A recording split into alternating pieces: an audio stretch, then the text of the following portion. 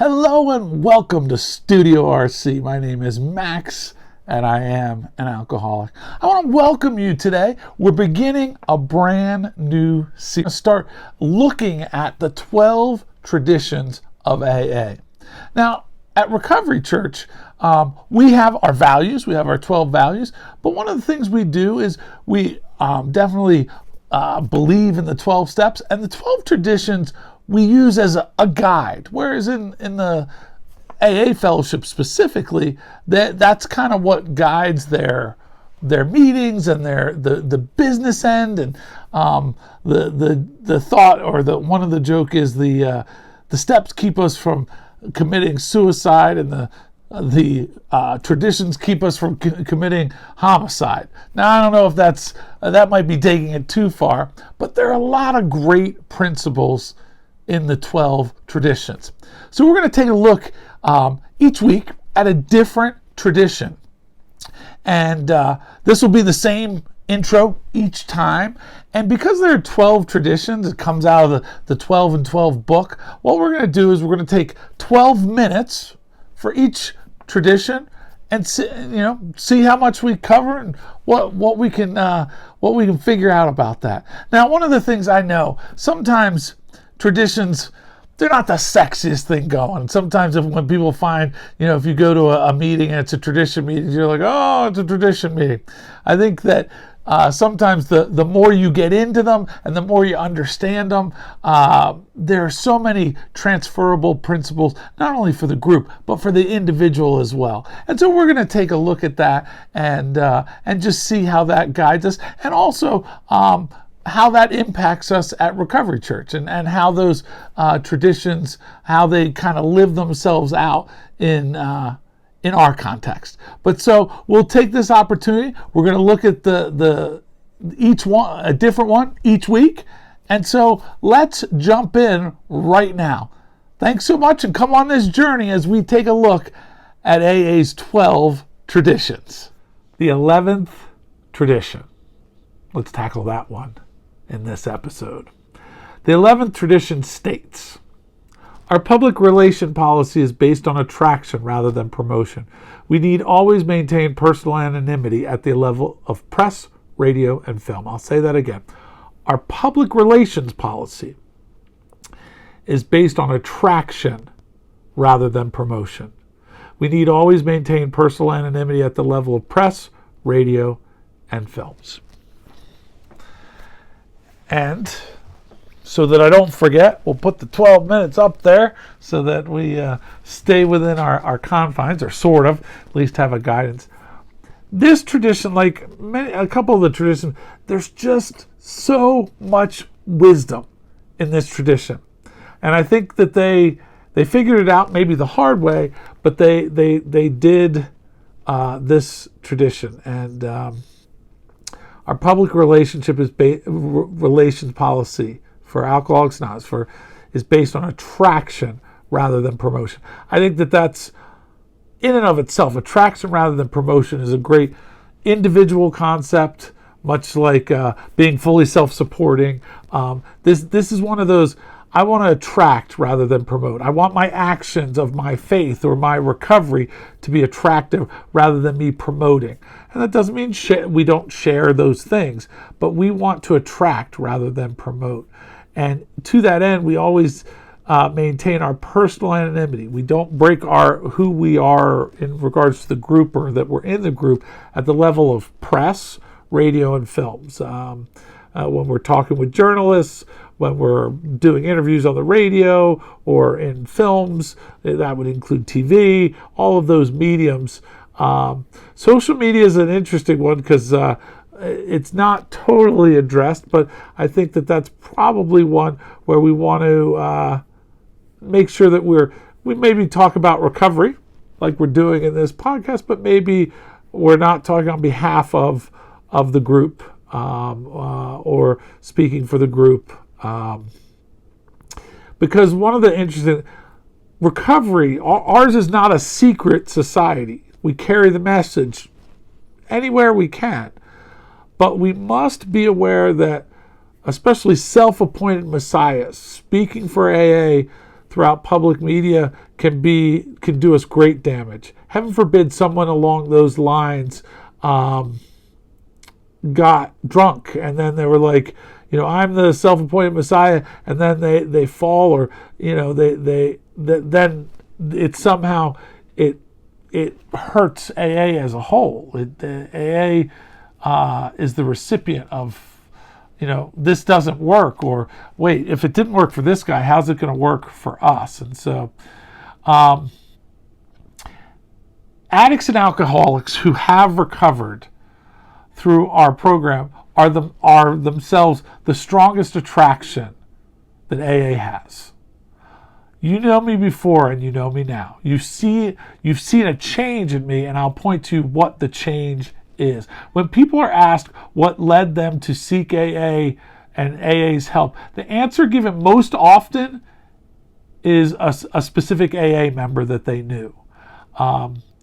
Many of us have chosen to tell our friends, our neighbors, employers, coworkers that we're in AA. And when we do so, we're not breaking our anonymity in the meaning of this tradition. We're carrying the message. Suppose a sick alcoholic never has the good fortune to meet an AA. How is such a person going to find us? How are they going to even know we exist? Again, we're not a secret society. Although we don't publish our roles publicly or anything like that, but we're not a secret society. There's no secret handshakes to get in. This tradition is talking about personal anonymity. Alcoholics will not be attracted to AA if they don't know that it exists in the first place, or if they have a distorted, unfavorable impression of its members in the program. Giving the general public an accurate picture of AA is the chief job of our public information committees on various levels of service. It was interesting. Dr. Bob, in one of his final talks at one of the General Service Conventions, one of the founders of AA, said, "We can't be so anonymous that people can't find us." We want to protect our identity. And we can share with whoever we want. But in regards to, we don't want to position ourselves as the voice of AA or the face of AA. And our founders like Bob and Bill really could have done so. And they hold a very important spot in our heart for what they've done and how they set this up. But even them, we didn't want to set them up as the messiahs or the voice place. According to a conference opinion, members are breaking their anonymity when they are identified on TV as AAs and their faces are shown, whether or not their names are given. And yet this medium, with its vast audience, cannot be ignored. They talk about, not showing your face or just being interviewed or distorting your voice and not giving your name. We're not selling personalities, we're explaining AA. Personal anonymity breaks in the public media not only may discourage the timid prospects or people who are, but may threaten the anonymity breaker's own sobriety. I know what I'm doing. I don't need meetings. I know how to do this. I love the concept of traction rather than promotion. Throughout the world, immense and favorable publicity of every description has been the means of spreading messages around the world. And that goes for alcoholics and our fellowship.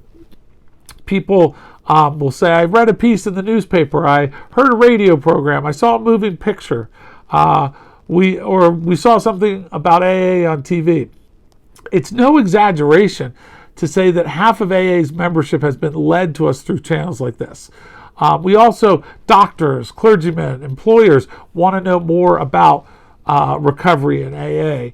And a great responsibility fell upon people within the recovery circles to develop the best possible public relations policy. It is the opposite in many ways of the usual promotional practices, relying upon the principle of attraction rather than promotion. And again, it is so a refreshing approach.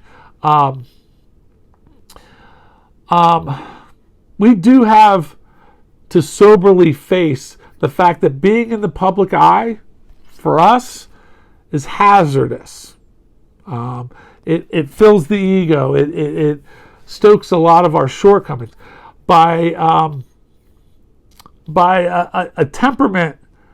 Nearly every one of us has been an irrepressible promoter. In regards to addicts and alcoholics, many of us are promoters by nature.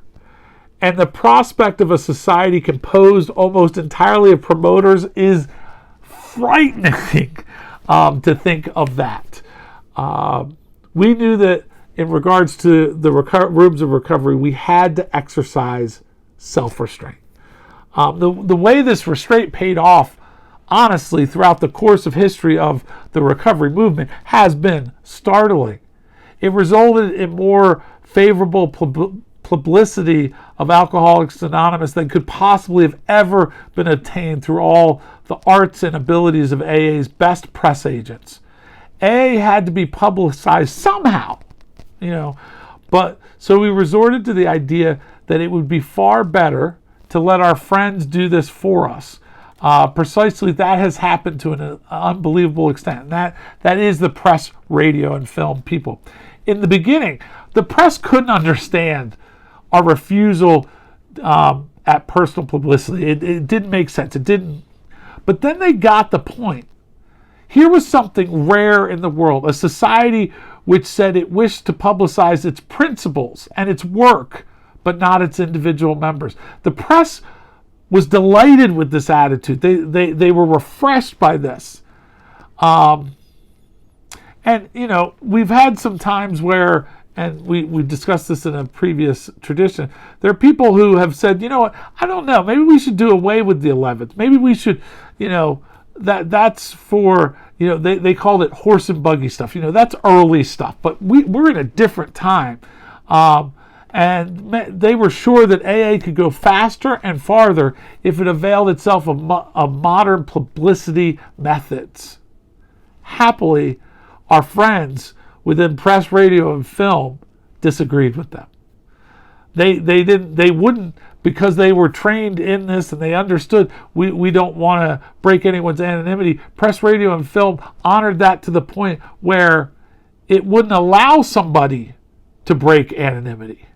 That's how well press, radio, and film honored and was delighted with this attitude. The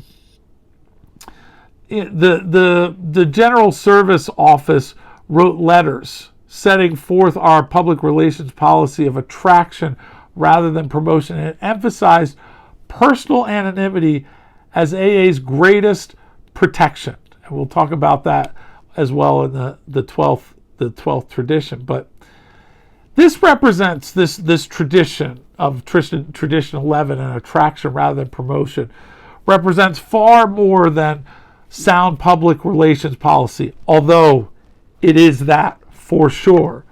It is more than a denial of self-seeking. This tradition is a constant and practical reminder that personal ambition has no place in AA.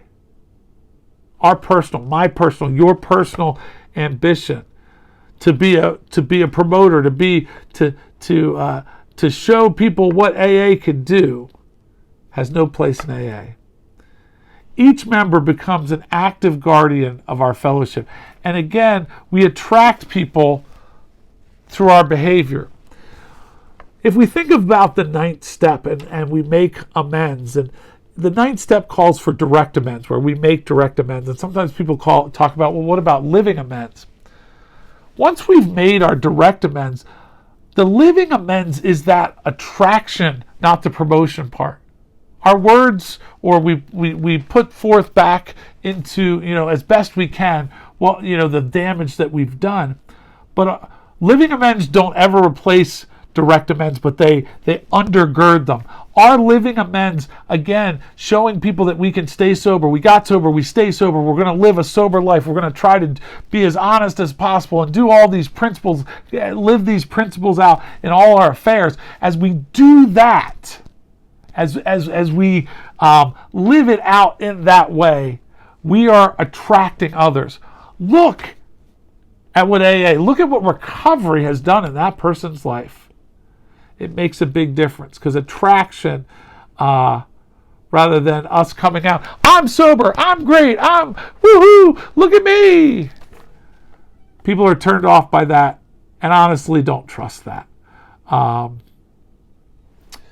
Simply put, AA doesn't advertise, but it attracts members through its success. Members remain anonymous in public media, like in how we share. The biblical concept from Matthew 5:16 says, let your light shine before others, so that they may see your good deeds and glorify your Father in heaven. You just do you. You do sober.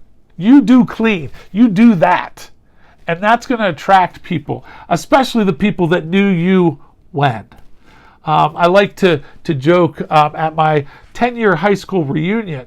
I was sober, and I was also a pastor, and I was the talk of the reunion because no one could believe that I was sober nor that I was a minister. They had seen me previously, so it was startling to see me sober and also a pastor. Fast forward 10 more years, at my 20-year reunion, I was still the talk of the reunion because they couldn't believe I was still sober and I was still a pastor. That is attraction, not promotion. That is all I can point to. Look at what God has done in my life and through my life. Look at what recovery, these steps, and how God has worked in and through my life. That's attraction, not promotion. And finally, the spiritual concept is leading by example and maintaining humility protects the individual and the group's integrity and our effectiveness. No one's going to take away and say, oh, they fell, so therefore this doesn't work. They were a spokesperson for this. That's not how this works, and that's not how recovery will be lived out. So that's our stab at the 11th tradition. As we have in the past, we say, give a comment. If you got a comment, you got an insight, you got some sort of truth about the 11th step, or even your experience about it, we'd love to hear about it, and we can discuss further. We thank you for being on this ride with us through this series on traditions. We got one more left. This was the 11th. We got the 12th one left, and I thank you for being with us. And we encourage you to like, to follow, to share, subscribe, do all those fun things. It really helps. That engagement helps get the word out and allows us to encourage more addicts and alcoholics.